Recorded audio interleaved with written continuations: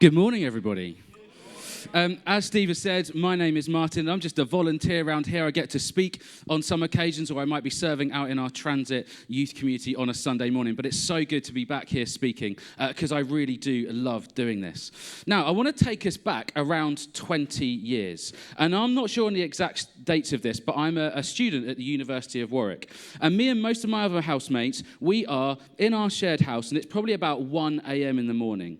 And there's the thing that happens that you don't want to happen at 1 a.m. in the morning, which is a knock on the door. Now, I am in the room that's furthest away from the front door, which at that point I'm really glad about, because I don't have to be the one that sees whatever arrives at the front door or is already there. Because it's not something we're going to rush down for, is it? I don't know if any of you have had a 1 a.m. knock on the door recently, but you don't want it, and you're saying, I hope I don't get one soon either way. But eventually, I make my way downstairs, and in front of me are a couple of my other housemates, and at the front door are two police officers. Yeah, just you sensing it a little bit. And behind these police officers, looking rather sheepish, is one of our other housemates who we're going to call Jack, because I don't have his permission to tell this story. So, Jack, just to give you a bit of background on him, was part of many of the music societies at university. And you've ever been to university or know a load of musicians, they are party animals. I mean, consider what was up here a little while ago. It gives you a bit of an idea. And my room, being furthest away from the front door, was also above the kitchen. And I was regularly woken up at all times of the night with crashing around in the kitchen where Jack's returned from a late night out, or I've been woken up by the smoke alarm because he's got in, wanted something to eat. It was often Findus crispy pancakes for him, if any of you remember those or still eat them. And then he's fallen asleep while the oven's on, meaning they got burned, and therefore there's a bit of a situation going on. So you're getting a bit of an idea about Jack's habits. Well, on this occasion, the police officer closest to us is telling us very seriously that he has escorted Jack home because he was being a public nuisance due to being incredibly drunk, and was telling us to keep an eye on him. But the second police officer behind him is really struggling not to laugh. And we're trying to work out why. We're a bit confused. So we get in, and eventually, once Jack sat down, we've given him a glass of water or whatever, we inevitably ask him what he's done. Well, it turns out Jack had been caught urinating against the shop door. There's some words you didn't expect to hear this morning at church, right? But he'd done this because, as many of us will be aware, the alcohol had gone straight through him, and in his drunken desperation, this shop door was the best option for a makeshift toilet. Well, that might explain the reason the first police officer was being very serious, but what I'm about to tell you next might enlighten you as to the laughing policeman. You see, this is where our house was, okay? There wasn't a charging station, and we weren't living in the future at the University of Warwick. That's where our house was, okay? And the door that Jack relieved himself against was here. Yeah, this is about 10 meters away from our house. You see, Jack, in his inebriated state, had decided he couldn't make it that extra 10 meters back to the house, and so decided to have a wit, and it wasn't a nails and spa shop then either. I can't remember what it was, but it definitely wasn't that. And he therefore made a decision that I can tell you in the morning he regretted. And lots of us would frown upon, even if we do still want to laugh a little bit as well. So here's a bad question for you. Why are people who have had too much to drink inclined to make bad decisions? Many of us have heard the stories. Some of us might have the stories. Some of them might be kind of funny now in hindsight. Some of them might be a bit tragic, perhaps. And some this Sunday morning might still be a bit hazy. So what is the correlation between alcohol consumption and poor decision-making? Because as far as I know, there's no correlation between alcohol consumption and good decision-making. I've never heard somebody come up to me and say, Martin, do you know what? It was so good I was drunk because that's mean I've made a really good decision. It doesn't happen, right? So back to my really bad question. Why are people who have too much to drink inclined to make bad decisions? Well, physiologically speaking, there are two reasons. The first being is the increase of norepinephrine in the brain. I've practiced that word so many times, which acts as a stimulant. And these stimulants increase our impulsiveness, decrease our inhibitions. And so in other words, we have less sensitivity to the potential consequences of a decision. Perhaps worse, though, it temporarily impairs our prefrontal cortex, that part of our brain enabling us to connect the dots, to think rationally, and to make decisions. And it's actually this part of our brain that didn't begin working properly until you're about 20 or 21, or present company, maybe a bit later on. But the bottom line is, alcohol frees a person to act without thinking clearly or feeling appropriately. It makes you brave when you should be cautious. It makes you loud when you should be quiet. In other words, people who have had too much to drink are desensitized to the relational, social, cultural cues going on around us. They ignore the obvious because it isn't obvious to them at the time. So in other words, they can't really help themselves. When someone's drunk, you're not consciously ignoring the warning sign whirring in your head. You just don't hear it. It's just not there to be ignored.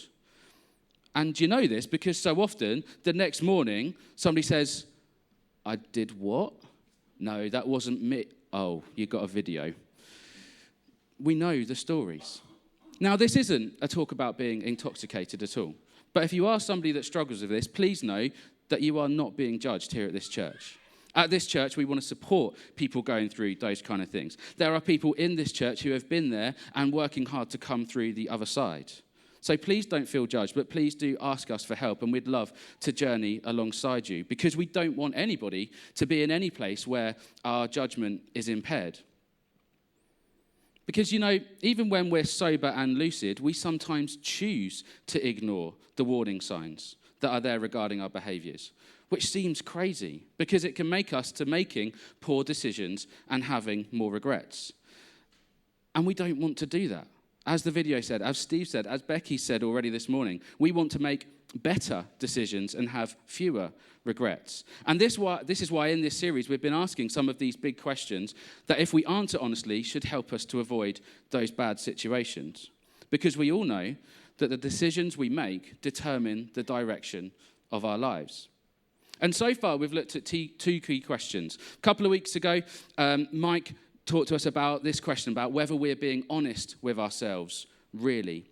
And then last week, Emily asked us, what story do we want to tell? And if you've missed either of those, please do catch up online so you can see how the series all plays together. And these two questions are still really important today as we consider a question surrounding our conscience. You see, as we talk about our conscience, we first need to consider whether we are being honest with ourselves, really, about what our conscience is saying to us. And secondly, when we consider whether to heed its advice or not, we need to be thinking about, well, what is the story I want to tell? Or what's the story I want others to tell about me? Because the thing is, we're in control of that. You see, unlike drunk people weighing against shop doors 10 meters from home, we are fully capable of reading the external and internal cues that either warn us against the wrong choices or point us towards the right ones. But sober, salient people choose to ignore the guidance despite hearing it loud and clear. And the consequences can be so devastating for ourselves and those around us. And the story we want to tell, if we're being honest with ourselves, starts to unravel before our very eyes. And we're not just in the wrong chapter, but we're in the wrong genre altogether. And I know that lots of you will already have an inkling of what I'm getting at, because all of us have had choices, and as we lean towards one of them, we sense a bit of a tension. Something about the decision we're leaning to doesn't feel right, and we get this kind of internal thing going on. Some people call it a red flag moment. Some of us might call it our conscience. But whatever we'd call it, it's that sign that says, you need to think about this one. You know, maybe it's when you have the opportunity to dish out some juicy gossip about that person at work, to get one over on them, and something in your head goes, don't know if you should be doing that, don't know if that's right. Maybe it's when you're presented with a chance to gain that promotion if you do that thing just once, and then something says to you, no, that's not who I want to be. Maybe it's when you receive a different kind of message from that colleague, and something in your head says, what's that ring on your finger? You know, we've all had these moments of tension. Some of us in much higher stakes situation than others, but I'm sure we know what I'm getting at. And so here's today's question we're going to focus on. The question is this: is there a tension that deserves your attention? Is there a tension that deserves your attention? And we have these tensions because something's saying to us that you need to stop and think here. Don't rush into something. Give this longer attention. Don't do something stupid that you'll regret later. And you might be like, yeah, definitely, I get that. I totally agree with it. But the problem is we know this isn't always easy to do because sometimes we're in a hurry to make a decision. And the salesperson in our head just says to ignore it. Don't worry, it'll all be good. Press on regardless. Or sometimes we just convince ourselves the tension will go away. Oh, it's not really there. It's just wanting to hold me back in my life. Sometimes we just believe our way is the right way. And other times we justify doing these things even though the tension is there. Because, well, other people did it and it was fine for them. And plus, it's not technically illegal anyway, is it? And lots of us in this room could tell stories of when we have done this, when we've ignored the tension, and we can also tell the story of what the result has been. You know, things might have been better for an instant, but actually in the long run, we're sat there full of regrets, and we wished we'd paid attention to the tension that was there. And today, church, I want us to honestly think about why we should give these tensions the attention they deserve, so that we can make better decisions and have fewer regrets. And we call this the conscience question because even just in a vernacular sense, it's often that word we give to that thing in our head that raises the tension siren. And if we look at the dictionary definition of conscience, we get the following. It's this internal faculty that judges the moral qualities of one's actions. If we consider where the word comes from, it's actually two Latin words that seem to say we have knowledge with us, which should be super powerful, right? This idea that we've got knowledge with us to help us make decisions. Vincent van Gogh said, our conscience is our moral compass. Conscience is a man's compass. I like that. It's what tries to push us into the right direction. It may well be that you believe your conscience is God speaking directly to you to help you to navigate life's tensions. But perhaps most famously, the idea of the conscience has been represented by this guy here. There he is. And I'm sure lots of us know that this is Jiminy Cricket. And suddenly, the Disney fans are interested. Now, Jiminy Cricket is Pinocchio's conscience in that Disney film of the same name. And it's where we get this idea that the conscience is a still, small voice in people's head that they won't listen to. And also the famous line that we should always let our conscience be our guide. Sorry to those of you who are going to have that in your heads for the rest of the day. Well, when researching for this, I did a little bit more digging into Jiminy's origins. And it turns out that in the original Pinocchio book written by Carlo Collodi, there is no Jiminy Cricket. There's just a character called Talking Cricket. And there's much less of a whimsical, affable nature about him. So much so that in the original story, just being called Talking Cricket, the Talking Cricket tries to lecture Pinocchio about it, and Pinocchio beats the cricket to death with a hammer. Yeah. Hi, Disney. Good job. And then the cricket comes back as an equally preachy ghost. Doesn't sound very Disney, does it? Now, it's been a lot of years since I've watched Pinocchio, and if I'm honest, not one of the best Disney films. I'll happily talk to you about which are afterwards. But I do remember what the Blue Fairy says to Jiminy Cricket when she kind of makes him Pinocchio's conscience. The Blue Fairy says this. She says, you are to be the Lord High Keeper of the knowledge of right and wrong, counselor in moments of high temptation, and guide along the straight and narrow path. You know, we've already spoken about these moments where we can have high temptation in our lives, and these are the moments that create these tensions that we need to pay attention to. But unsurprisingly, as we're in church, the writers of the Bible also have some stuff to say about this. And we'll get there in a second, but just a couple of things to own before we get there. Firstly, if you're sat there not convinced that you are a Jesus follower yet, that you're attending church to be part of this community, which we love and we're so grateful for, you might be doubting how the Bible can help us in our lives. Well done for being here, and I really believe that there will be something you can take away from this as well, because we all face these tensions. And secondly, some of us might already be sat there with the guilt pangs, because what's happening is you're worrying over some of those decisions you have made that you have regrets over. There might be something just digging at you. Some of you, it might be your wife or your husband nabbing you in the ribs. But if you are sat there regretting the times that you haven't paid attention to the tension, welcome to the club. This place is not full of perfect people. In fact, that's kind of the point. But nor are the people we find written about in the Bible, and yet God chose to work through those. And the person we're going to talk about today is somebody who I don't think I've heard much talked about in church at all ever. And it's this guy called Rehoboam, or to give him his proper title, King Rehoboam. You see, King Rehoboam is not a character from the Bible in the way Jiminy Cricket is a character in Pinocchio, because Rehoboam is one of the original kings of Israel. And some of the writers of the Bible were writing factual history. And Rehoboam is one of those people who were real. And in context, he was the fourth king of Israel and Judah. And in terms of the history, even though we're not sure on exact dates, we're talking around about 3,000 years ago, so around 925 BC. Now, for a bit of added context and to kind of give you some other names you might have heard of, Rehoboam's father was King Solomon. And King Solomon, we have lots of his writings in the Bible. If you've read much of the Bible, you might have read the book of Proverbs. Well, Solomon wrote that. He obviously loved a bit of a one-liner. And he also wrote a book called The Song of Solomon, which is a very different book entirely. We will talk about that another day. King Solomon's father was somebody we'll have all definitely heard of.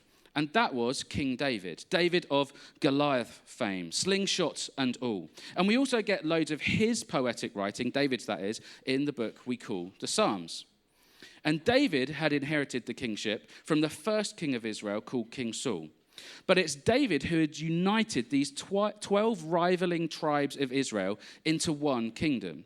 And if you want a bit more background on the 12 tribes of Israel, go back to what Emily spoke about last week about Joseph and his brothers, and you'll begin to kind of connect the whole picture together. Now, you see, during King Solomon's reign, despite there being this united kingdom, he had expanded the kingdom, but at a real cost to the people. It's because despite being famously labeled as an incredibly wise leader, he led with an iron fist. And because of this, things were not rosy in the king's garden. In fact, even before Rehoboam assumed the kingship, the tribes had become divided again. You see, Solomon had run such a tight ship featuring brutality and incredibly harsh labor rules that essentially the kingdom had split into two parts, where you had Israel in the north and you have Judah in the south. So when we're saying Rehoboam reigns over them, really he's reigning over them only in name only.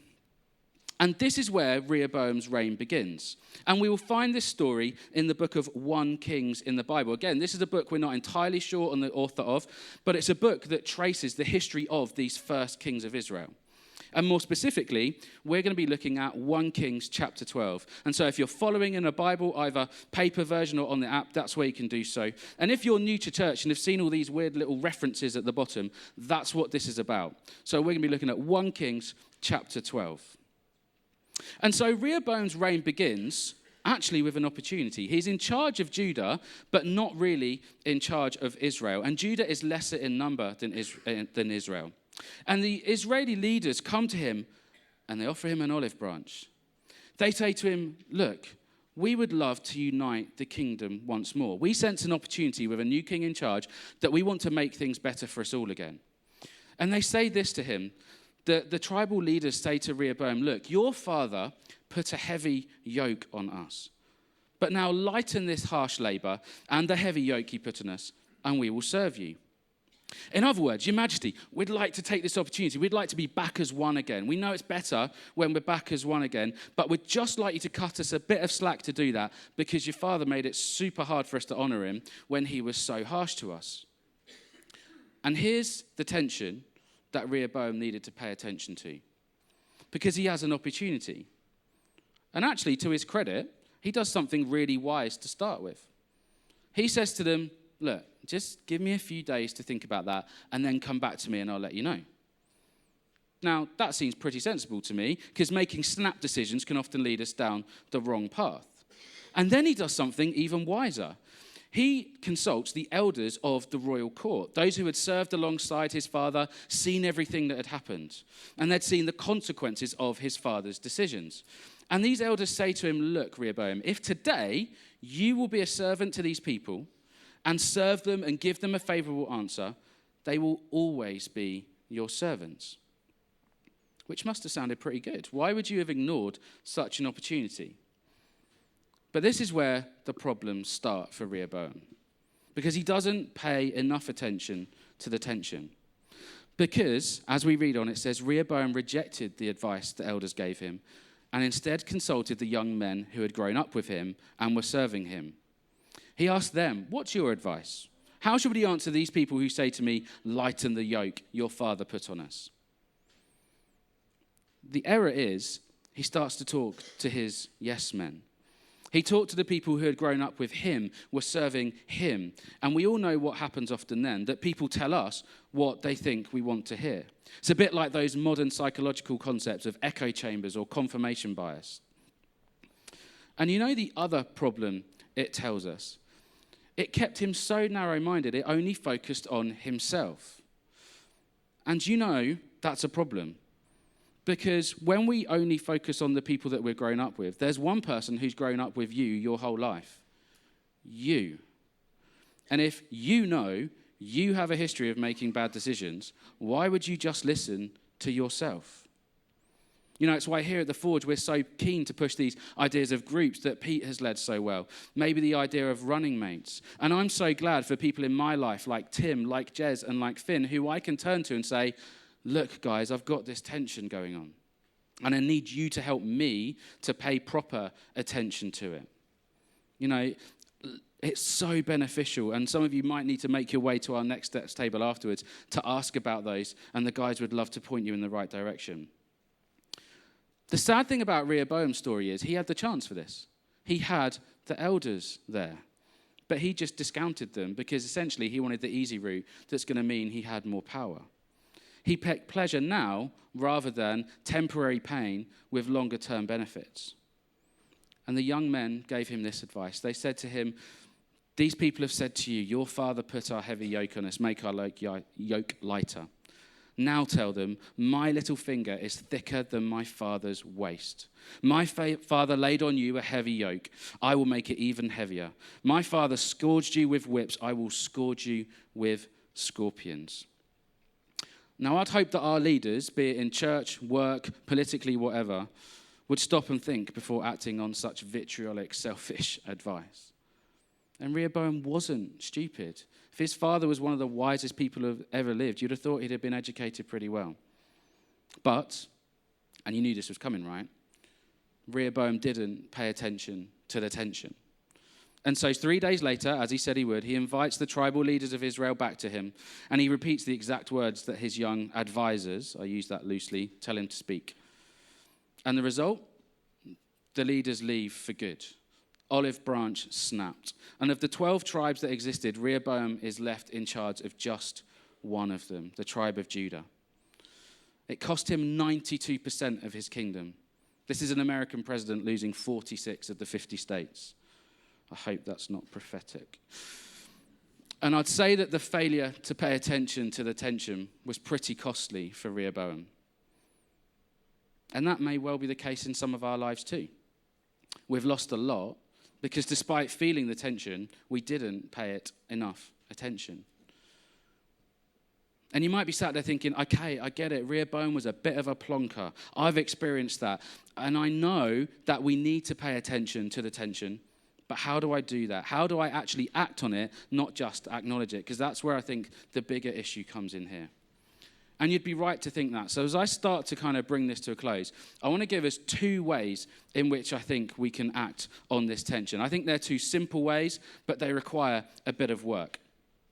The first, I think, to all of us, even if we wouldn't call ourselves a Jesus follower. And I've adapted this from an author who I love called Adam Grant. Now, Adam Grant is an organizational psychologist, and in my opinion, he writes and presents some brilliant thinking. There's kind of some of his books there. Think Again, the book second in from your left, I think is magic. I think it's absolutely brilliant. And recently, he put something on his Instagram stories that really caught my attention and made me think that that's what we need to do when we notice attention. And I've adapted this from him slightly. He's adapted this from business leaders as well. But he essentially says that when we're faced with attention, we should conduct a pre-mortem. We should conduct a pre-mortem. And basically what that involves is we need to work out, when we've got a tricky decision to make, when we're leaning one way and we sense this tension, we need to work out, okay, which of the decisions I could make is going to lead me down the path of more regrets? Which of them is going to lead me down the path of the more failures? And to do that, we need to ask ourselves these questions and be honest with ourselves. Really. He says that a post-mortem is fine if you learn from it, but he's essentially asking us to think, what if you didn't have to go through it in the first place? So maybe that's something that you could try in the future. Think about which of these decisions is going to lead me down the ones I'll have more regrets, and then ignore it. And the second idea, which, if I'm honest, is again really simple but requires a lot of effort, is this. Ask yourself, if Jesus was sat next to you, what would he tell you to do if you told him about your tension? And if I'm honest, I think this is the best way. I love Adam Grant, but I love Jesus more. And we at this church think that Jesus is really worth following. Here's the annoying bit, though. I reckon if you asked Jesus your question, he wouldn't give you a straight answer. Because if you read much of the Bible, he rarely did.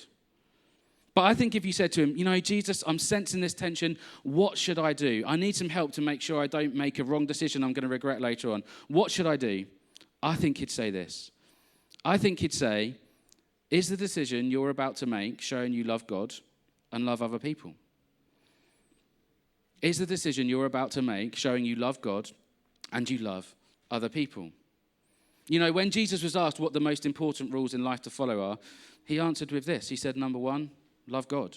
Love the Lord your God with all of your heart and with all of your soul and with all of your mind.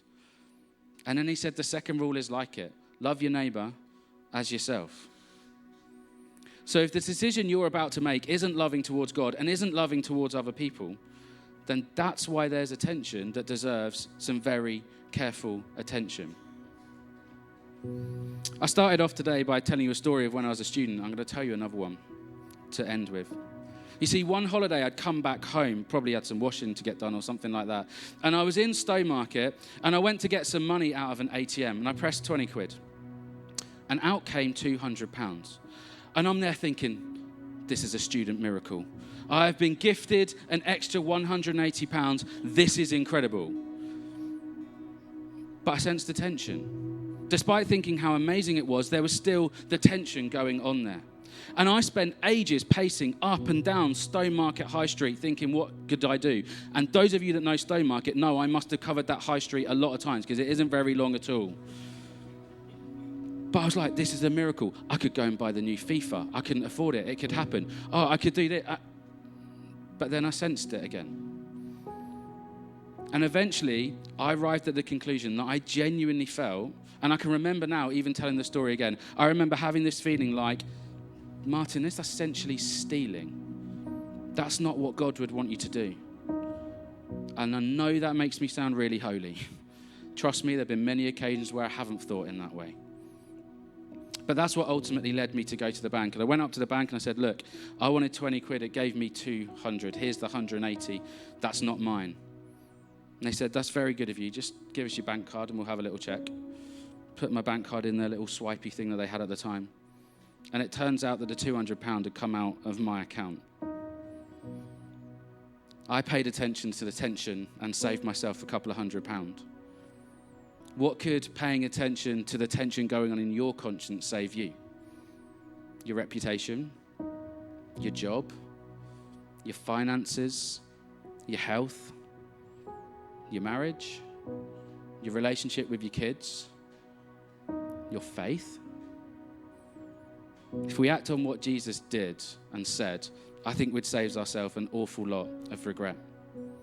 And why bother doing what Jesus said? Well, he said he came to bring us life in all of its fullness, a life free of the burden of guilt, a life where we can live free, where we live with less guilt, where we make better decisions, not just for the benefit of ourselves, but for everybody else too. In other words, our life will be lived better and we'll regret less. We just need to be wise enough to do so. So, church, are you being honest with yourselves? Really? What's the story you want to tell? And are you paying attention to the tension?